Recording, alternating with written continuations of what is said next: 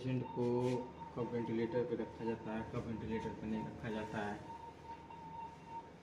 Patient के according patient को देखकर वेंटिलेटर पे डाला जाता है। जब पेशेंट अनकॉन्शियस रहे, ट्रॉमा का केस लगे कि वेंटिलेटर पे रखना पड़ेगा, या फिर अनकॉन्शियस में रेस्पिरेशन नहीं चल रही है, रेस्पिरेटरी अपना पेशेंट नहीं ले रहा है, तो उस कंडीशन में डॉक्टर के अकॉर्डिंग या फिर पेशेंट को देखकर इंटूबेट करके वेंटिलेटर रखा जाता है। पेशेंट की बॉडी वेट पर डिपेंडेंट करता है कि पेशेंट को कौन सा मोड पे रखा जाएगा, कितने ऑक्सीजन पे कितने % ऑक्सीजन दिया जा रहा है, कितना रेस्पिरेशन चलेगा, कितना नहीं। यहाँ पे मैं सबसे पहले बता रहा हूँ कि एडल्ट मोड पे जो क्या होता है कि पेशेंट को अगर ऑक्सीजन की ज़्यादा ज़रूरतें हैं तो मैं इनको ऑक्सीजन बढ़ा के रख सकता हूँ। वो पेशेंट के अकॉर्डिंग के हिसाब से कितना ऑक्सीजन मेंटेन कर रहा है, कितना नहीं। ठीक है, मैं वेंटिलेटर स्टार्ट कर रहा हूँ।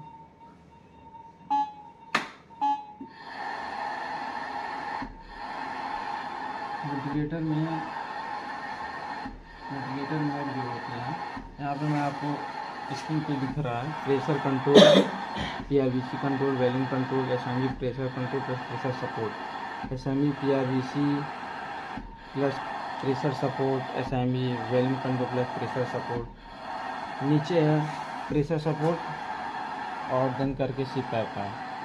इतने सारे मोड हैं। जो मोड जैसे कि अगर पेशेंट अनकॉन्शियस है तो मैं जैसे पेशेंट को अगर पेशेंट खुद से खुद रेस्पिरेशन नहीं ले रहा है तो प्रेशर कंट्रोल पे मैं डाल सकता हूँ, ताकि प्रेशर कंट्रोल पे रखने का मतलब ये है कि पेशेंट का जो भी रेस्पिरेशन है वो सब कंट्रोल वेंटिलेटर करता है।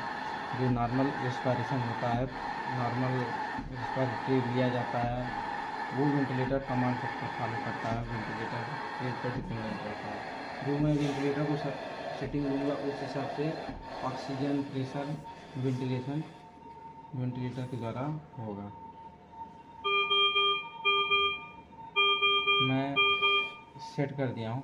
मैं बताता हूँ कि आपको ऑक्सीजन, अगर पेशेंट को ऑक्सीजन की ज़रूरत ज़्यादा है तो ज़रूरत के हिसाब से मैं ABG कराता हूँ। ABG में अगर देखता हूँ ऑक्सीजन की ज़रूरतें हैं तो मैं ऑक्सीजन को बढ़ा सकता हूँ। पीप अकॉर्डिंग 5 से लेकर 6-8 तक दिया जाता है। अगर पेशेंट को ज़रूरत है 5, 6, 7, 8 तो उसमें पेशेंट के अकॉर्डिंग को दिया जाता है। नॉर्मली 5 से 6 तक दिया जाता है पेशेंट को।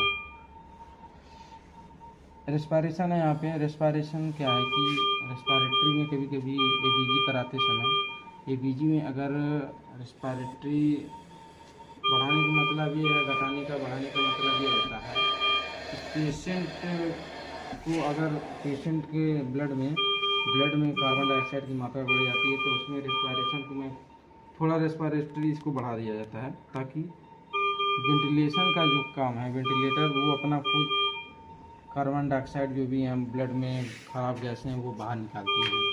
ठीक है, पेशेंट के अकॉर्डिंग नॉर्मली प्रेशर 14, 15, 12 वो पेशेंट के अकॉर्डिंग दिया जाता है, ताकि लंग्स अच्छे से